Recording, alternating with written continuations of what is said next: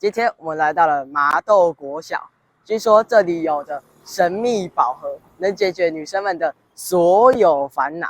学生化身主播，在校园找寻线索，希望解开神秘宝盒的秘密。而这个秘密，原来就是校园里提供生理用品的盒子。原来这个就是宝盒啊！你不是那个超红的 YouTuber 探长瑞瑞吗？没错，就是探长瑞瑞，今天来到你们学校探索这个宝盒。这支趣味活泼又具有健康教育意义的影片，是麻豆国小参与校园健康主播比赛的作品。透过剧本编写以及学生演员的呈现，也让影片拿到了第1名的成绩。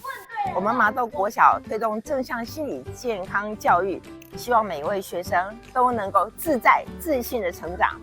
瑞瑞，你再看看我们麻豆国小还有没有发现其他的宝藏啊？我好像发现了呢。我发现校园里有许多正向的标语，让学生们在日常生活中内化这些价值。台南市教育局表示，举办这次的比赛，就是希望将健康及性平教育议题落实在校园里。学生担任健康倡议的主角，除了有创意以外，各种议题推广表达也相当有影响力。台南市是非常重视小朋友健康促进议题的一个推动。那健康促进，过往我们都是孩子，就是老师讲给学生听。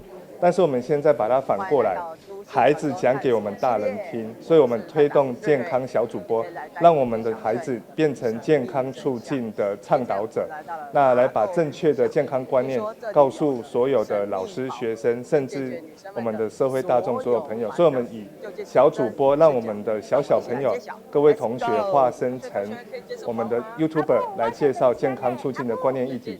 那这一次麻豆国小也是非常的有创意，他们以月经教育为主题。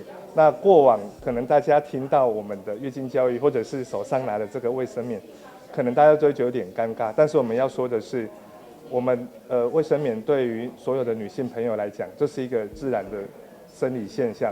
我们是希望所有的性别是互相平等，而是要用尊重的角度、同理的角度来看待这样的生理现象。